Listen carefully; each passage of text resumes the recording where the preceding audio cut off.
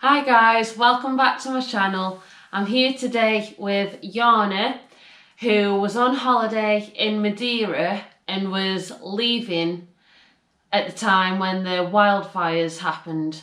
So Jana's going to tell us a bit about what happened, because what I've read in The Guardian was that 13 people had to shield themselves in caves and around 120 people were evacuated from a hotel. Jana was leaving Madeira on that day and was heading to the airport at the time when the fires were really starting to become obvious. So just tell us a bit about what you saw. Yeah, so basically we were on our holiday, just having a good time, and then we could kind of smell fire in the air, but we weren't sure what was going on. Anybody could be having a barbecue, anything could be happening. So we were just about to go surfing, and the guy was basically saying that it was just people, that it was basically a fire that people had caused. It wasn't anything like wildfires or whatever, because of wanting to do insurance fraud, and then we kind of thought nothing of it because he gave us a story as to how sometimes that can happen in Madeira and stuff like that. So we thought nothing of it, and on the way back you could really smell the fire. So they were chatting about it again, and it was a little bit confusing because yes, Madeira is a small island, but is like, how close is it? Because we were driving for a long time and you could just smell the fire. So then after that we went to travel to the airport, and we saw a fire and we thought, oh, that's where it must be coming from. But we saw like a fire from up in the hills. If you ever been to Madeira, it's all hills. You look to the side of you and you just see, even at the airport, there was just lights going up because there was just hills right next to you all the time, and like mountainy type of hills. So you could just see fire like at the top of the hill, and it looked quite big, but you could kind of confuse it for like a house fire. So we were thinking, oh, it must have happened here, like crazy, so close to our hotel. But no, we got home, and the next day on TikTok there was loads of posts of Madeira being on fire, and the places that we'd been as well, because we tried to visit a lot of the tourist attractions, and there was quite a bit that we visited, and like I think Porto Moniz was one of the places that was on fire, which has beautiful natural pools there and stuff. And then we saw it on TikTok that it was all burnt up, and yeah, it was just really sad and quite scary as well, because on TikTok where you recognise the places and you've just been having like the time of your life, and now all of a sudden it's all on fire. And all the people were lovely, and they were all very proud to live in Madeira as well. Because you went from, was it the 7th to the 13th? Yeah. And it was Thursday the 12th when you first smelled the fire. Yeah. It was the night before, but we just, like I say, we didn't really think much on it because we were just told that somebody had paid someone to burn a building for insurance purposes. Obviously that was speculation, but they said that's just what usually happens, and it happens quite often here, and so you don't normally get out of control. Yeah, that's like it. that. But it was a heat wave. It was 30 degrees Celsius heat, and it wasn't supposed to be. We saw on the weather forecast that it was going to be a few rainy days, but we got really lucky. It was really warm. But then did we get lucky because of the heat, it just spread.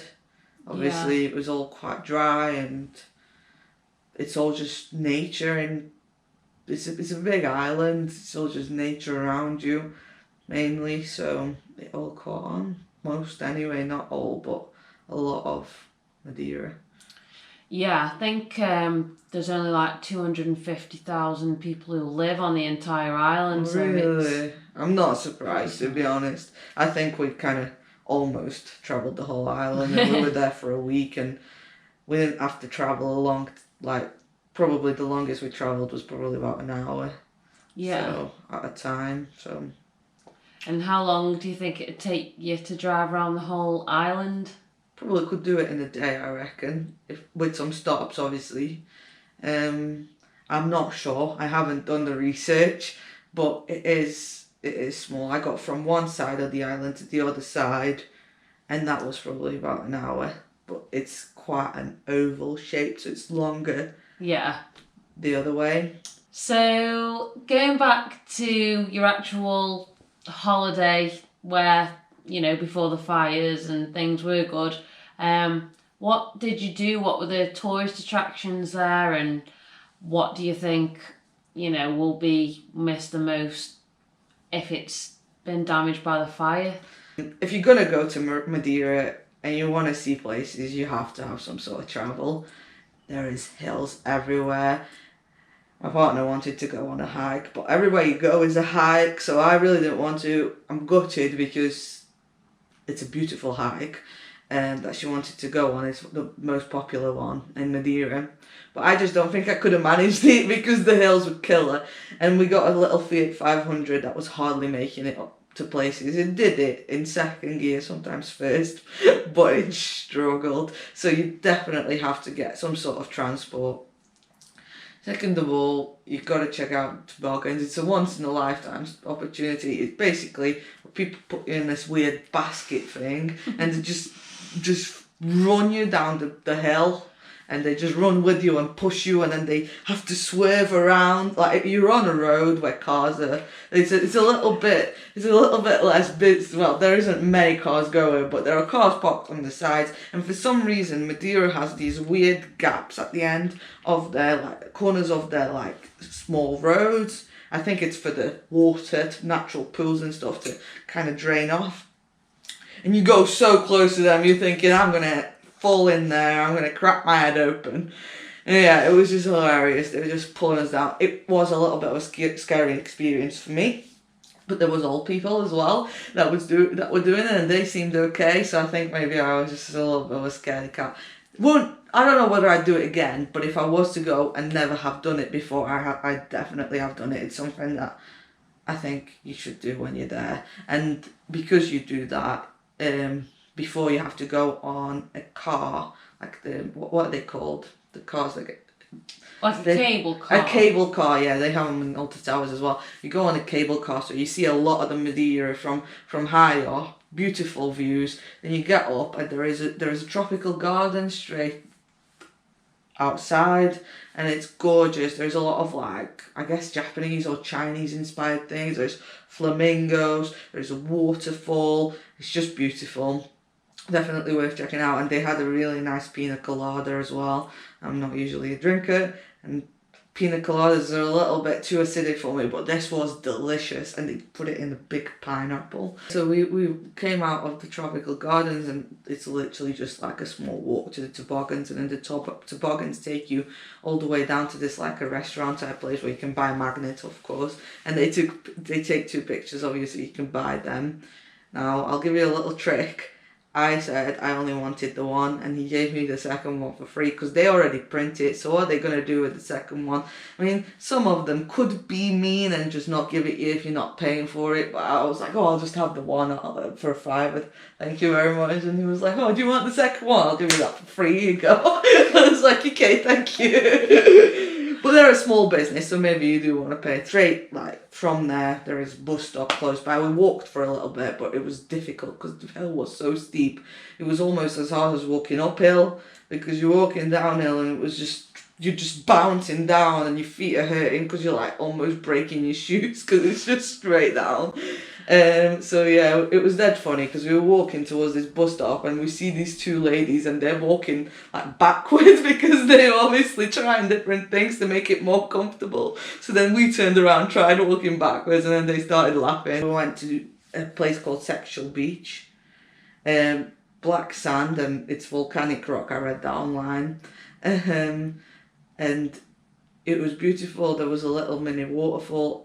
I think just past there or just before there is a waterfall on the road that you can stop at. So we stopped there, and then we went I believe, to the natural pools in Porto Moniz. I think that's pretty close to the Sexual Beach. Enjoyed that a lot. It's amazing. You have to go if you go there. It's kind of like a real life spa, but except it's like natural pools, like actual.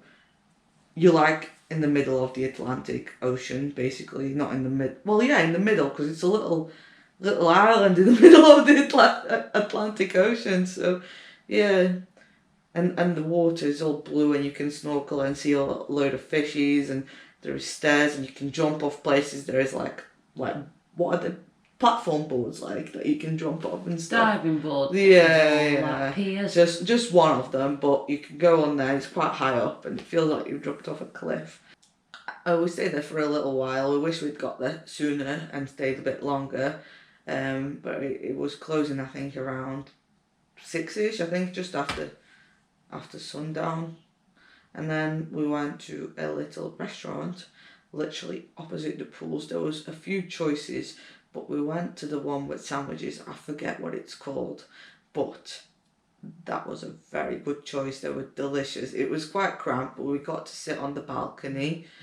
Cramped as in small. There wasn't like too many people in there, but there was plenty of seating area and stuff. But I think it was a small business. They made homemade crisps, and it was just really nice. We really wanted a warm meal. We didn't want a sandwich, but we were glad we ended up going there. We went surfing. Definitely would recommend. I didn't do it, but I've got a few problems like back issues and whatnot, so I just couldn't. But everybody that did it really enjoyed it. I enjoyed it, and I didn't even do it. I just watched. Everybody learned to at least ride the wave once, which is apparently an amazing feeling, and it looks like an amazing feeling and very scary. You're literally like riding a wave. You're like on the top of the wave, stood up on the surf, and you just go. I know that people know that that's what surfing is, but it's a bit different in real life. Like, it seems a little surreal. It's really cool. Definitely something to do. Also, when you go to the restaurants, there is like in Funchal, there is this big restaurant corner. As soon as you arrive there, everyone attacks you from every side. Listen, do yourself a favour, pick where you're eating beforehand, because they are just so... I almost don't want to return there. They're all just coming to you. Oh, so you're hungry? Do you want to come eat in my restaurant? We have this, we have this, we have this. And you try and walk over and like, no, come back. Do you want a glass of water? Like, they are forcing you to go into their restaurant. It's like a street of restaurants. And we just wanted the curry. And we knew where we were going, but they were stopping us and we felt bad. We got to the place we wanted and he was like, did you want the curry? And we were like, yes, I'm not going to listen to it. Like, what? Persuading me, just take me in there.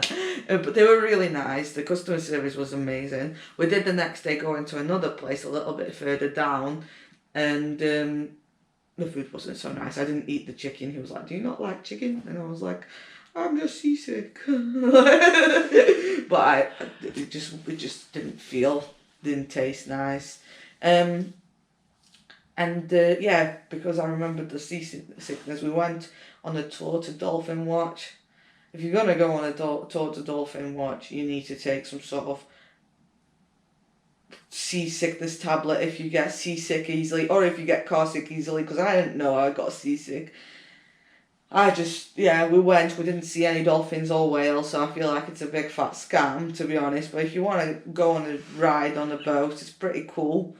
It's not massively a scam, because at the end of the day they can't guarantee, but I don't think there was a massive chance of seeing them anyway. I think that it happens once in a blue moon, so you got to be lucky to be able to see some. But yeah, again, pretty cool because they let you snorkel. So I got out the boat, snorkeled a bit, felt even more sick, puked all over myself in the ocean. Hid it well, nobody knew, and they just kept jumping into the water. I was thinking, bloody hell, I need to get this away from me. And my girlfriend was like, oh my god, are you okay? Are you going to drown? I need to call someone because we're in deep water. I'm just like puking. Like, it wasn't just once, it was a few times. And I was just like, look. Yeah, it wasn't good. the markets as well, the fruit markets, I think. I'm not sure what they're called, but they're the most popular markets in Madeira that everyone talks about. The fruit looks amazing. I tasted a couple because they give you a taster. Delicious. However, we were trying to buy 2 pieces of fruit and it was going to cost us 20 quid, so 22 euros or something. Gosh. Yeah. Probably the most delicious fruit you'll ever taste, and I guess it's for the good of Madeira. So go if you have the money. If you can't afford to spend 20 euros on 2 pieces of fruit, just check it out. Maybe don't be thinking you'll go and buy like loads of fruit, because you probably won't. There was also a little restaurant slash breakfast place, whatever it was. It was called the Brunch Club, and that was the best food we had in Madeira. I think if you go into like touristy places and they know that there is tourists living there, it's going to be a bit more expensive. But if you head places where it's not touristy, it's quite a lot more cheap. Just a warning: there's cockroaches and they're big and they're scary. I hate mosquitoes. I hate mosquitoes. There's really loads of mosquitoes in They eat me Madeira. alive. Same. Not as bad as in France. I know we're not talking about France, but I was covered and they were big. Apparently, French mosquitoes are the worst. Would you say Madeira is one of your favourite places you've been? It's difficult because I've been travelling very recently and I've been to beautiful places. It's difficult to compare. Yeah, Madeira is one of the most beautiful, but there was a place in France that I really love that'll be on top of my list, and I love Amsterdam. Just really like it. It's picturesque. So yeah, it's difficult for me to say, but my partner said it's one of her favourite. I think I just haven't had the chance to pick yet because I've only been travelling for such a short amount of time that my serotonin is just pumping when I'm out there. So I just love it. But Madeira was probably one of the most amazing places I've seen. So that's the end of the interview for today. I am going to put some links in the description to different fundraisers for the fires in Madeira to help the residents living in the island. And I'll also drop in any links to places Jana visited during her trip that she recommends to go. And thank you for watching. Don't forget to like, comment and subscribe, and turn on that little bell for all notifications in the future.